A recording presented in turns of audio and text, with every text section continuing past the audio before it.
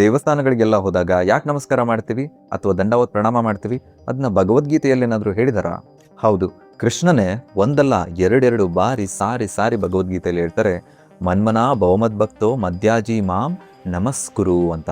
ಯಾವಾಗ ನಾವು ತಲೆಬಾಗಿ ನಮಸ್ಕರಿಸ್ತೀವಿ ಅಥವಾ ದಂಡಾವತ್ ಪ್ರಣಾಮ ಅಂತ ಕರಿತೀವಿ, ಅಂದರೆ ಒಂದು ದಂಡ ಯಾವ ರೀತಿ ಅದಕ್ಕೆ ಏನು ಸಪೋರ್ಟ್ ಇರೋದಿಲ್ಲ, ಅದು ಬಿದ್ದುಬಿಡುತ್ತೆ.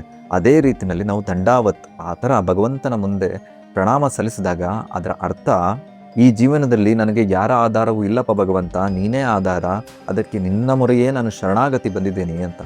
ಇದು ಒಂದು ರೀತಿ. ಆದರೆ ಇನ್ನೊಂದು ರೀತಿಯಿಂದ ಅರ್ಥ ಮಾಡ್ಕೋಬೇಕು ಅಂದರೆ, ನಮಗೆ ತುಂಬ ಅಹಂ ಇರುತ್ತೆ, ಅಂದರೆ ನಾನೇ ದೊಡ್ಡವನು ಅಂತ.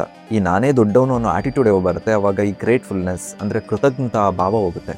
ಹಾಗಾಗಿ ನಾವು ಏನೆಲ್ಲ ಉಪಯೋಗಿಸ್ತಿದ್ದೀವಿ, ನೀರು, ಬೆಳಕು, ಗಾಳಿ, ಹಾಗೆ ನಮ್ಮ ಹತ್ರ ಇರೋ ದುಡ್ಡು, ಆಸ್ತಿ, ಅಣ್ಣ, ತಮ್ಮ, ಬಂಧು, ಬಳಗ, ಅಪ್ಪ, ಅಮ್ಮ ಎಲ್ಲದನ್ನು ಕೊಟ್ಟಿರೋನು ಆ ಭಗವಂತ.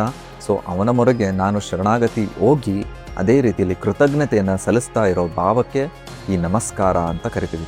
ಅಷ್ಟೇ ಅಲ್ಲ, ಈ ಶ್ಲೋಕದಲ್ಲಿ ಭಗವಂತ ಪ್ರಾಮಿಸ್ ಕೂಡ ಮಾಡ್ತಾನೆ, ಯಾವಾಗಲೂ ನನ್ನ ಕುರಿತು ಚಿಂತಿಸು, ನನ್ನ ಭಕ್ತನಾಗು, ನನ್ನನ್ನು ಪೂಜಿಸು, ಮತ್ತು ನನಗೆ ನಮಸ್ಕರಿಸು, ಆಗ ನೀನು ತಪ್ಪದೆ ನನ್ನ ಬಳಿಗೆ ಬರ್ತೀಯಾ, ನೀನು ನನ್ನ ಬಹುಪ್ರಿಯ ಸ್ನೇಹಿತನಾಗಿದ್ದರಿಂದ ನಿನಗೆ ಈ ಭರವಸೆಯನ್ನು ಕೊಡುತ್ತಿದ್ದೀನಿ ಅಂತ.